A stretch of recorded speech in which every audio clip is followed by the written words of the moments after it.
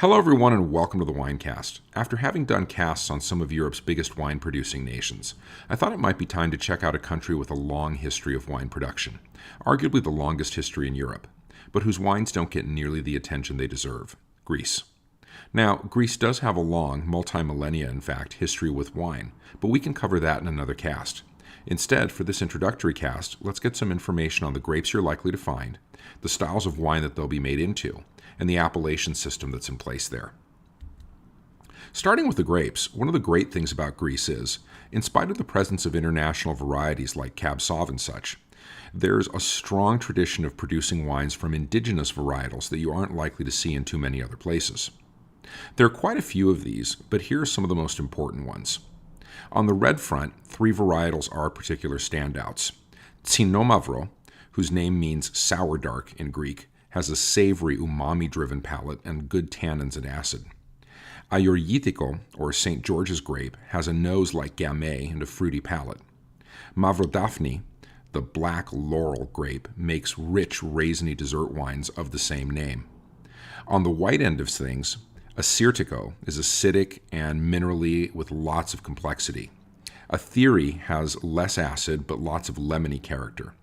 Malaguzia is aromatic and perfumey with lots of acid, and Savatiano has an intensely floral nose.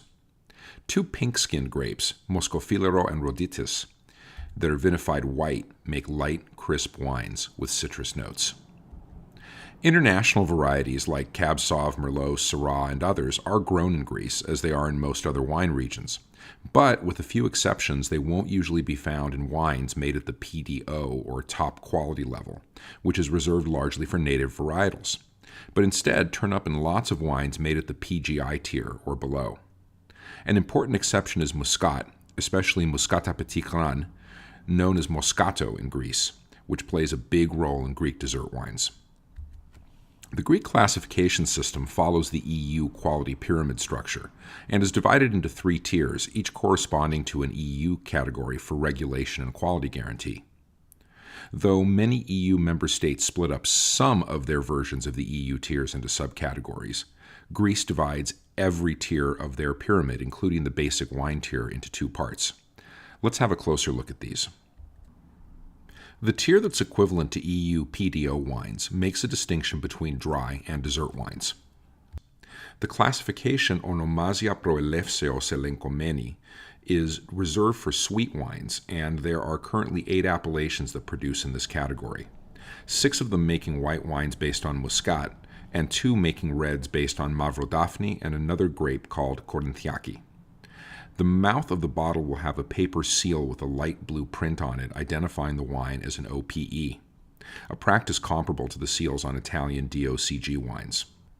Though the Greek name for this category is a bit of a mouthful, it will usually appear in English as appellation of controlled origin on bottles aimed at the Anglophone market. There are 20, or depending on how you count, 25 appellations producing under the next subcategory, Onomasia Proelefseos Anoteras Piotitos, or appellation of origin of superior quality, and almost all of them exclusively produce unfortified dry wines, though you'll find a sweet example or at least an off-dry here or there. The difference in the count depends on whether you treat 5 of these appellations that produce both reds and whites as separate appellations based on color or not. All wines at this level are produced with indigenous Greek varietals, though a handful of OPAP appellations allow some international varietals in their blends. Like the OPEs, they come with the seal that usually pokes out from under the foil cap on the bottle, indicating their status as a quality wine. But in this case, the printing will be light red rather than blue. Also like OPEs, the OPAP designation usually makes it into English or the local language where the bottle is meant to be sold. In the case of English, you'll usually see protected designation of origin or the more literal appellation of origin of superior quality on the label. Both OPE and OPAP wines have access to regulated designations for Reserve and Grande Reserve status. As with other countries that regulate these terms, the designation is based on aging, and to qualify, Reserve whites must age for 2 years and Reserve reds for 3 years. Grande Reserves add an extra year to each category. Typically, white reserves and grand reserves will be dessert wines since they tend to benefit from the aging more than still whites do. The tier equivalent to PGI contains another two subcategories, Tópicos Buenos, or regional wine, that often shows up on English labels as that term or protected geographical indication. Like PGI level wines in most EU countries, this tier represents a space where quality-minded producers who want to work in a less regulated environment can experiment, and it's also where you're likely to find wines made exclusively or primarily from international varietals, like Cabernet Sauvignon and others. OKP, or Onomasia Kata Paradosi wines, which means appellation according to tradition, was created to house two traditional Greek wine styles.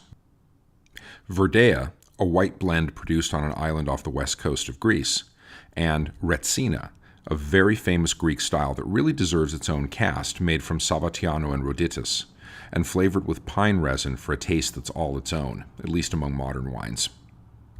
Finally, the lowest or basic wine tier in Greece is known as Epitrapezios Oinos, or table wine. This category recognizes a subcategory of sorts called cava, spelled either with a C or a K, for wines that have undergone a minimum aging regimen, 2 years for whites and 3 years for reds. Like the TO PGI category, wines at this tier can also have some interesting things going on, especially in those wines designated as cavas. As far as the wine regions go, there's a lot to cover in Greece, and many areas deserve a dedicated cast. But as far as great places to start with if you're new to Greek wines, the Peloponnese, a huge peninsula that hangs on to the rest of Greece by a tiny isthmus, is the region with the largest vineyard acreage in the country, and you should be on the lookout for red wines based on Aioritiko from the Nemea appellation in the northeast of the Peloponnese, and for red Mavrodaphne dessert wines from the northwest.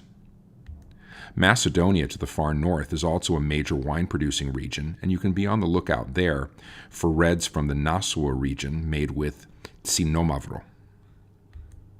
There's a lot going on off mainland Greece in the Aegean Islands too, but one of them, Santorini, is very special. Known in ancient times as the island of Thera, a volcanic eruption quite literally blew the island to shreds, and what's left now is a small ring of land around an active volcanic caldera.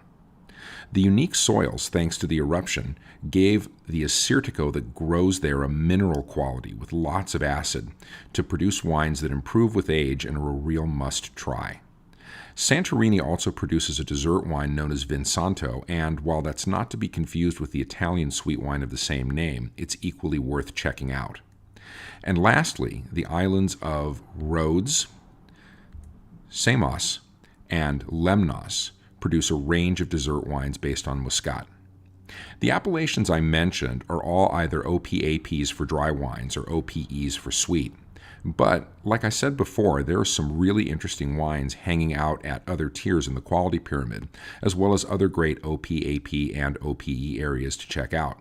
So while I hope these suggestions that I've made are helpful and can get you started, your best bet is to get some suggestions from someone in the know about Greek wine whose palate you trust, either online or in the flesh. They're certain to turn you on to something that I missed. Thanks again for joining me for another Winecast. I love Greek wines and don't think they get nearly the attention or the play that they deserve.